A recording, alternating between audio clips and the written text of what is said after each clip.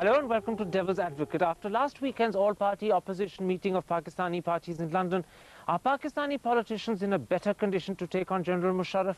That's the key issue I shall explore today with the president of the Tehreek-e-Insaf, the famous cricketer Imran Khan. Imran Khan, your all-party meeting generated a lot of thunder, but what leads you to believe that General Musharraf cares at all about what Pakistani opposition leaders say or do? Well, until now, he was justified in not worrying too much about the opposition, because the opposition, there was no chance of it getting together. They found excuses to divide themselves. But you haven't got together. Benazir Bhutto, the single most credible opposition leader, boycotted your meeting, and Fazlur Khan, who's an ally of the general, was there sitting amongst you almost like a fifth columnist. So what sort of opposition grouping was this? Well, Benazir, it's true that she's not part of it, but at least there's an opposition which public will identify as a genuine opposition. Without the PPP? How credible is it? You know, it doesn't matter, because if at the moment the problem with the opposition was, and which is why we could not mobilize the public, was because the public did not know whether the opposition was genuine or not. But even now they don't, because Benazir Bhutto, and I keep saying she's the single biggest opposition leader, is said to be talking to General Musharraf. The Americans are pushing for some sort of deal, and you can't prevent it happening. Yeah, but it doesn't matter. If Benazir is not part of it, at least there's a genuine opposition which people will identify will do no deal with Musharraf. And that's what's happened. I think that's the positive that's happened. Well, you say it's a genuine opposition, but I put to you that, number one, the biggest element of it is missing. And secondly, you're fractured. And I'll tell you why. If the general were to go ahead and hold elections, to begin with, for the National Assemblies after dissolving the existing one, would you participate or would you boycott? And can you be united in either? Well, let me say one thing. You know, the problem General Musharraf faces is that the moment a genuine opposition goes into a movement in the streets, that's where his problems were. Until now, this hasn't happened. The opposition has already decided the venue of the first rally which they are going to have on the 9th, and then the second on the 14th. And so once the opposition goes into the public, that's where Musharraf's problems start. That's the problem. Once it goes into some sort of rally that is effective, but for 8 years you've challenged General Musharraf and you failed. Iftikhar Chaudhry, who's not a politician, has succeeded, but you failed. And the second Iftikhar Chaudhry's challenge fizzles out because the Supreme Court gives a verdict in his favor and takes the steam out of his campaign, you people will be back where you were, ineffective, divided, and some of you still talking to General Musharraf. So I come back. Why should he worry about grand all-party meetings? Actually, Musharraf is in a lot of trouble now. Whatever happens in the Supreme Court, if the Chief Justice, it goes against him, the lawyers will take to the streets, joined by the opposition. But if it goes in the favor of the Chief Justice, it will diffuse the situation, take the steam out of the Iftikhar Chaudhry campaign, and the general will have been let off a problem of his own making. No, but then it goes into the Supreme Court, and then a series of constitutional petitions. Isn't that your hope rather than a real expectation? No, I think it's inevitable now, because the moment the opposition and the lawyers perceive the Supreme Court to be independent, the petitions will go in the Supreme Court. No general can survive in a democracy. So you're saying that if General Musharraf loses the Iftikhar Chaudhry verdict, there will be greater problems for him, because in fact there will then be petitions moved in the Supreme Court against the very position that General Musharraf occupies. His presidency will be under threat. I mean, simply that the 73 Constitution cannot allow a general sitting on top and running the country. But the very same Supreme Court that you're relying on is the one that has validated the legal framework order. Up till now, the Supreme Court of Pakistan, whenever it had a choice between democracy and legitimizing dictatorship, has always legitimized dictatorship. Absolutely, and this is why, for the first time in our history, we will have a Supreme Court who will derive his power from the public rather than the GHQ. But that's why the general is in trouble. You have no reason to believe it, but you hope that it will happen. If the public had not stood by the Chief Justice, he would have been history in 2 weeks. All right, the fact that the Chief Justice today is standing there with the whole lawyer movement and the judge is scared now to give a verdict against the Chief Justice means that the Chief Justice is there with the power of the people. What about something else? I can accept that the handling of the Chief Justice case over the last 4 months has eroded the standing of General Musharraf, but in the last 2 weeks, he's won widespread praise from the people of Pakistan for his handling, his firmness and his resolve in the Lal Masjid case. Surely his fortunes are on the rise.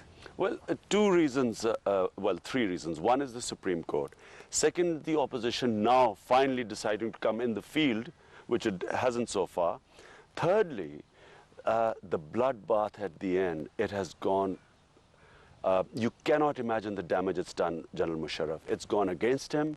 It's going to, it's not going to, it's an albatross. You say it's not it's going to gone leave him. against him, but the Pakistani papers aren't saying that. And in a sense, they mold public opinion. The Pakistani papers are saying that he's got praise for his resolve, he's got praise for taking firm action, and the ordinary man, as interviewed on television, is applauding this. This is not true. What happened was that everyone in Pakistan, the public opinion was against the clerics. I mean, everyone thought what they were doing was wrong. But there were a lot of question marks about the way this was being handled. But eventually, I think there was a time when General was, the move was quite popular, when one of the clerics was caught in a burqa. But after the bloodbath, I think it's very much against him. All right, then let me flip side. You insist that the opposition is united despite the fact that Benazir is not part with you. You insist that General Musharraf is weak despite the fact that public opinion is that he's shown resolve, grit and determination. Let me then flip and ask you a slightly different question. How do you see General Musharraf's future today? I think the general is not going to survive September. I cannot... Politically or physically? No. He won't be in power by the end of September. What will happen? Will he be removed?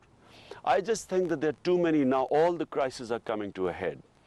You must remember that eventually he has to have himself re-endorsed by the same assemblies again. But he said he'll do it between September the 15th and October the 15th. But whatever he has to do has to be done before September. Now, this is the problem he faces.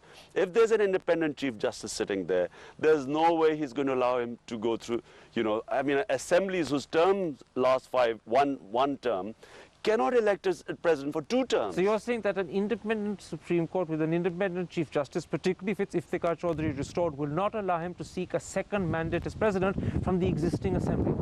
No independent Supreme Court would allow that. You know that the president has in fact committed himself to seeking a mandate from the existing assemblies. You're saying the Supreme Court will disallow it? There's no way the Supreme Court, if it's independent, can allow him. It's totally unconstitutional. What if the general does something else? Suppose the general were to call early elections by dissolving the National Assembly and some or all of the provincial assemblies.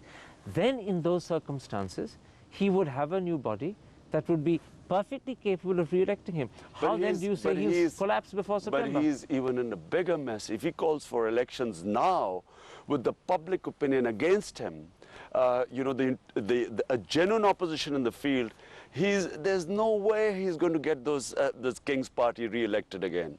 I mean, he's in a mess either way. So you're saying he's a loser if he tries to hold presidential elections first because the Supreme Court will strike them down. They won't permit them to be held twice by the same assembly. And you're saying he can't hold elections generally for the assembly because he won't win them. And except People's Party, all the opposition will go out of the assemblies anyway. What about if he tries to have himself re-elected? So they will become meaningless. What about the general standing with the army? That is his real constituency. And up to now, the corps commanders and army officers are totally loyal to General Musharraf. So when you say he'll be out of power by September, what about the army? They're going to keep him there. The generals were loyal to Ayub Khan, they were loyal to Ziaul Haq, to Yahya Khan, but eventually the generals removed all 3 dictators before.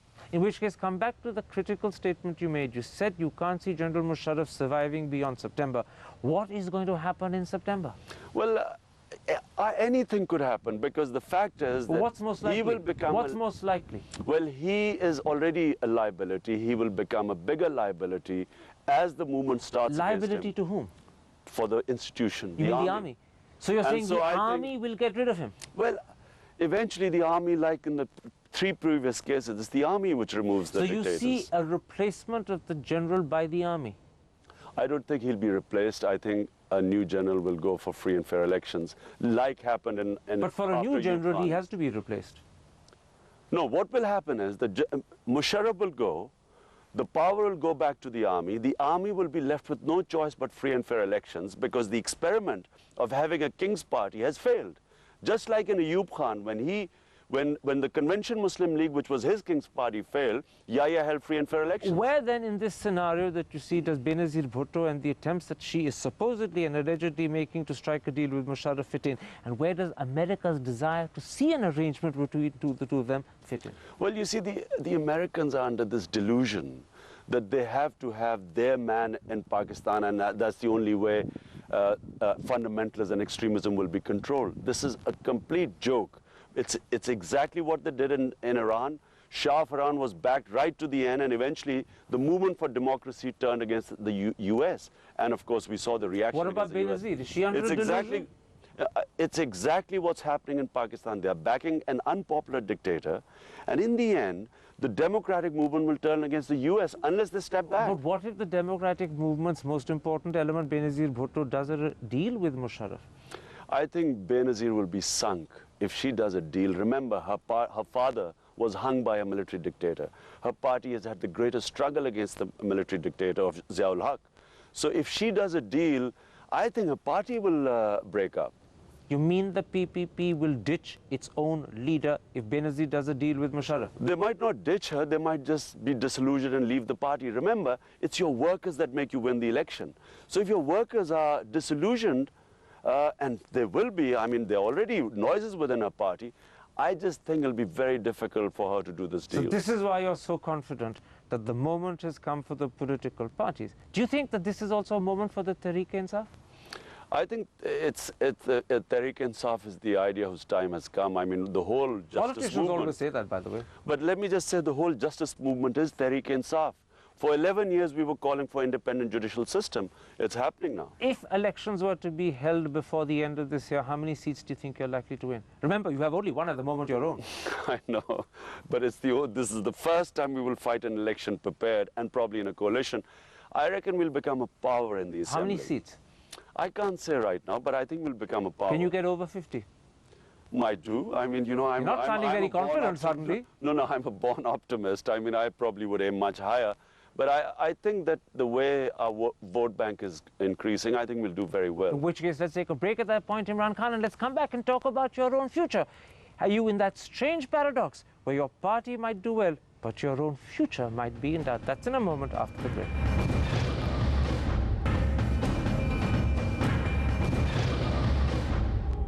Welcome back to Devil's Advocate and an exclusive interview with the president of Pakistan's Tehreek-e-Insaf party, the famous cricketer Imran Khan. Imran Khan, tomorrow, Monday the 16th, the Pakistan Election Commission will start hearing a reference for your disqualification as a member of the National Assembly on the grounds that you fathered an illegitimate child and therefore violated Articles 62 and 63 of the Pakistani Constitution. Are you scared the verdict will go against you?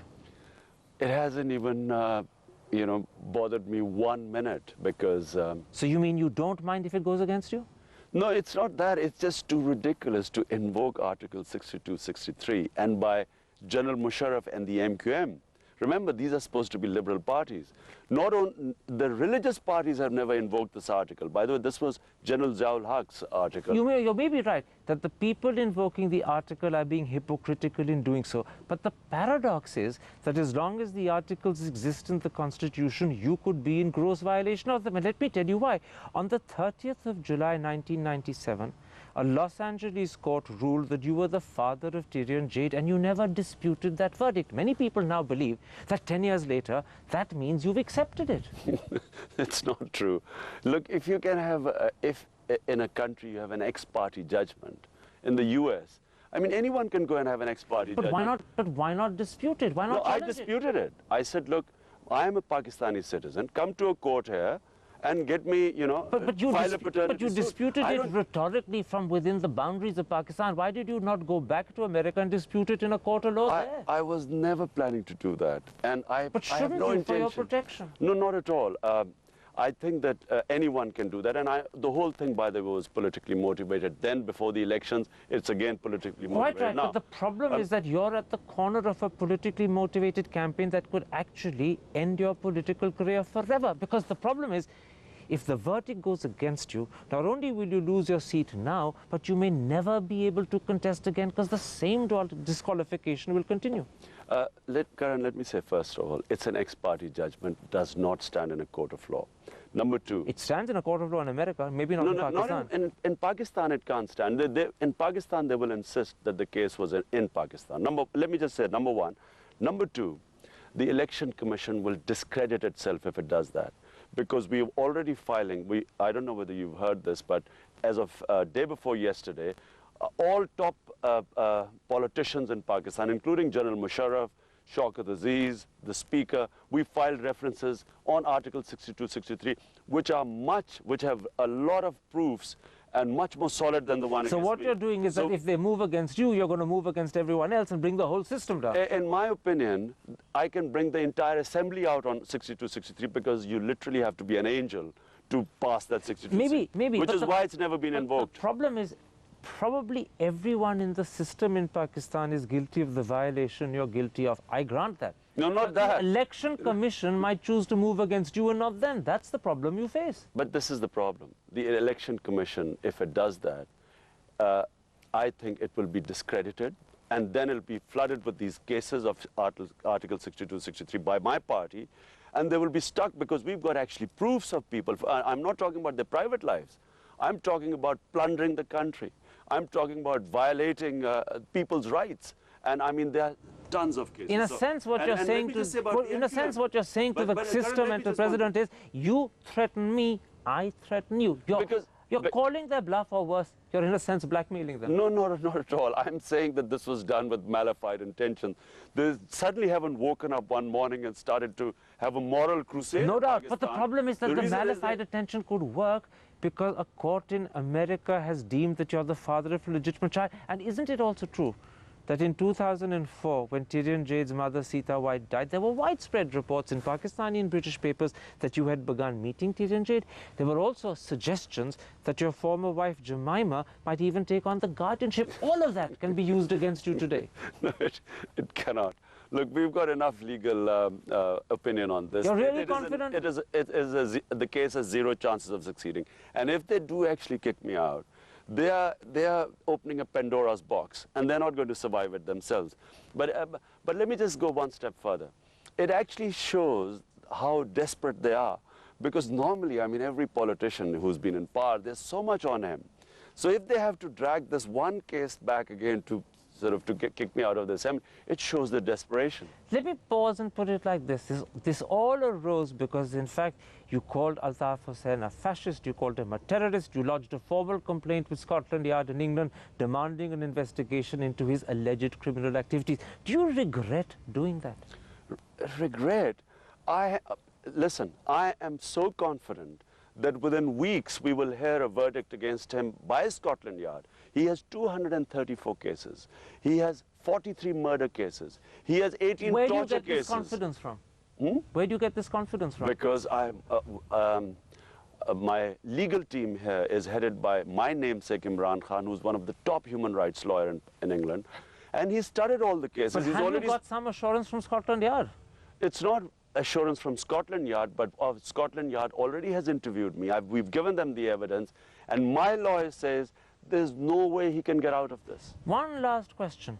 In May, you also said that you would take Tony Blair to court for harboring Altaf Hussain. Since then, Tony Blair has resigned.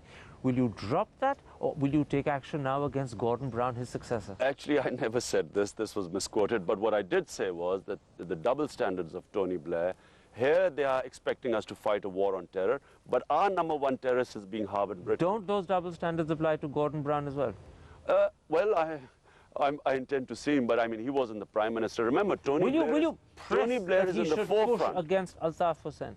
Well, Tony Blair has been the forefront in this war on terror, which has taken hundreds and thousands of lives. When you meet Gordon Brown, will you push for action against Altaf Hussain? Not only Gordon Brown, I hope to meet the Foreign Secretary. I've already met various members of Parliament, their anti-terrorist committee. I've told everyone about our #1 terrorist. So very quickly, regardless of the personal threat to your political career, you are not going to back off Altaf Hussain? It's out of the question. I will go right to the end. If Scotland Yard doesn't act, I'm going to go into the civil and the criminal courts. Imran Khan, a pleasure talking to you on Devil's Advocate.